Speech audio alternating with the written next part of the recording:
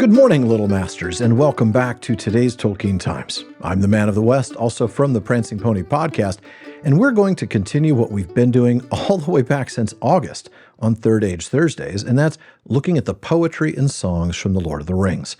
Now, last week, we heard Galadriel singing about Eldamar, and there was a certain sorrow in the words. Now fall the elven tears. Too long have I dwelt upon this hither shore. What ship would bear me ever back across so wide a sea? This week, we're leaving Lorien. Maybe not on Middle-earth Map Monday yet, but here on Third Age Thursday. But before we do, Galadriel has one last song to sing.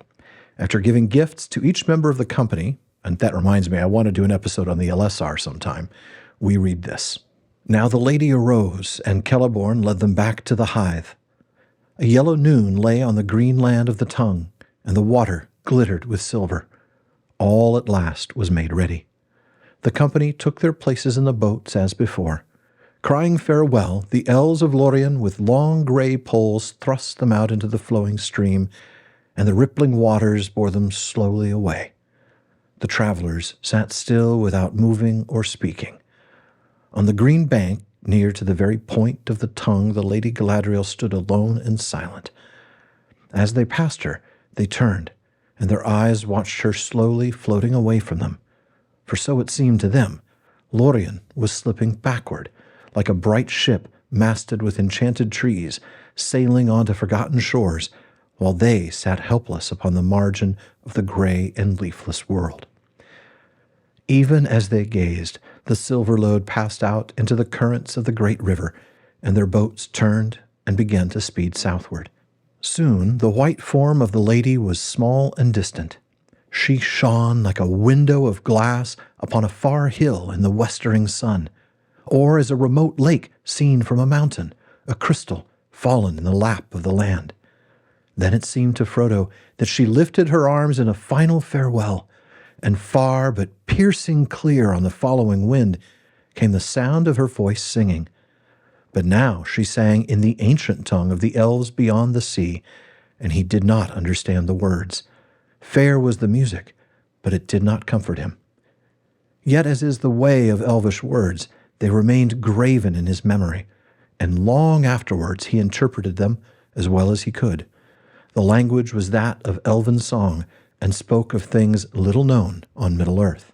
Ai, laurie lantar lassi surnen, Jenny unotte me verrammar alderon, Jenny velinta juldar vanjer, mi ormardi lissa miruvorva, andune pella, vardu telumar, nuluini jassen tintelar jeleni o Mario, aerotari lirnen, simani julman in enquantuva?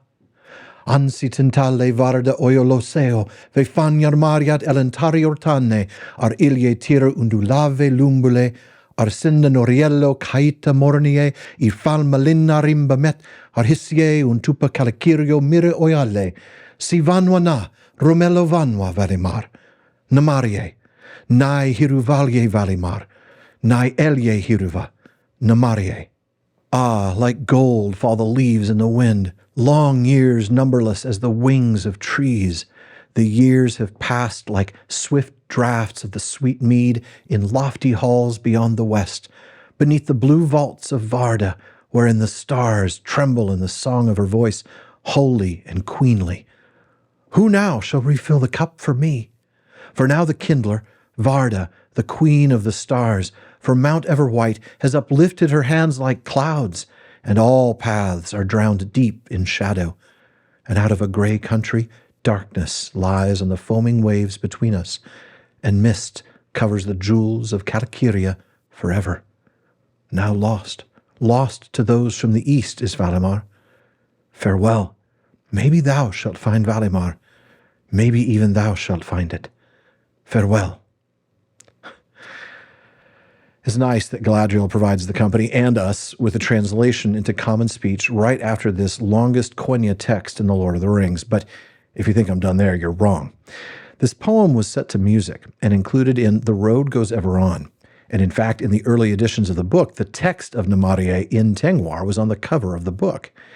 Now, in the book, Tolkien included extensive notes, and I want to take a look at some of those here. With regard to the translation above, he says, note that Ortane is rendered has uplifted. Tolkien then explains, however, that Ortane is a past tense and refers to events in the far past.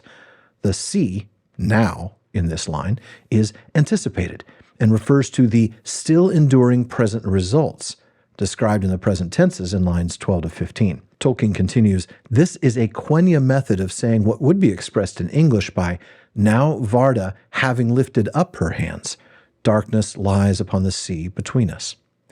Then he explains, after the destruction of the two trees and the flight from Valinor of the revolting Eldar, Varda lifted up her hands in obedience to the decree of Manwë, and summoned up the dark shadows, which engulfed the shores and the mountains, and last of all, the Fana, figure of Varda, with her hands turned eastward in rejection, standing white upon Oyolose. Importantly in those notes, Tolkien also speaks to the final lines of Galadriel's lament, explaining that they express a wish or hope that though she could not go, Frodo might perhaps be allowed to do so. Nigh, be it that, expresses rather a wish than a hope, and would be more closely rendered, may it be that thou wilt find, rather than maybe thou wilt find. And then a few of the more interesting words in no particular order that I want to talk about briefly. Yenni, which is translated years here, you see it a couple times early on. Tolkien himself explains in Appendix D, it seems clear that the Eldar in Middle-earth, who had, as Samwise remarked, more time at their disposal, reckoned in long periods. And the Quenya word yen, often translated year, really means 144 of our years. The Eldar preferred to reckon in 6s and 12s as far as possible. You also might have noticed Vardo and Kalakirio, as opposed to Varda and Kalakiria. That's because those are the genitive form, the of form of very familiar Quenya names. Then there's the word tintilar. It's tremble, according to Tolkien, but the actual meaning of the word is twinkle, give tremulous light, and it would seem to be related to tinta, caused to sparkle or kindle. The form tintilar implying that the stars are caused to sparkle, or maybe are causing themselves to sparkle. If so, then the word is also related to Varda's epithet tintalle, the kindler. Then there's Hissie. You might recognize that from words like Hithlum or Hithline. That's just mist. Lisa Mirovorova. I love that one. Now, that means of the sweet mead. We see lis means honey in the etymologies, so Lisa must be the element that Tolkien's translating here as sweet. That's because Mirovorova is the Quenya word for what we know as Sindarin Mirovor. It's actually a word that Tolkien says is derived from a Velaran word for honey wine, a drink that they used at their festivals. And then one of my favorite words, it's stuck there in the middle, enquantuva, shall refill. Now, of course, another way of saying shall refill is to say shall fill again.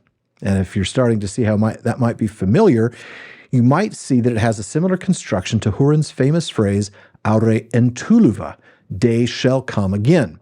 That N prefix in Quenya is similar to re in English. It's do whatever it is again. And then uva is the future tense ending.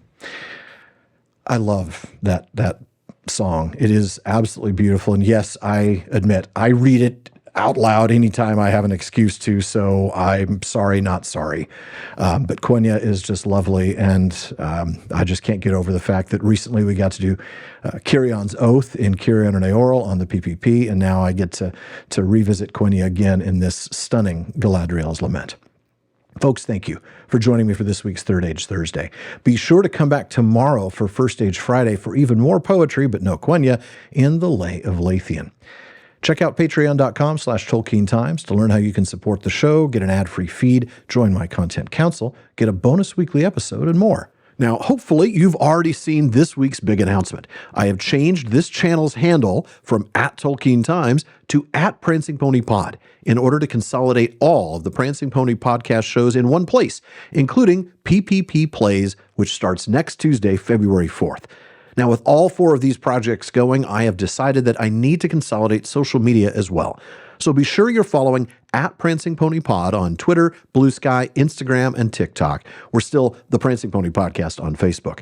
The Rings Wrap-Up and Tolkien Times handles will be retired soon. Finally, as Faramir says, go with the goodwill of all good men.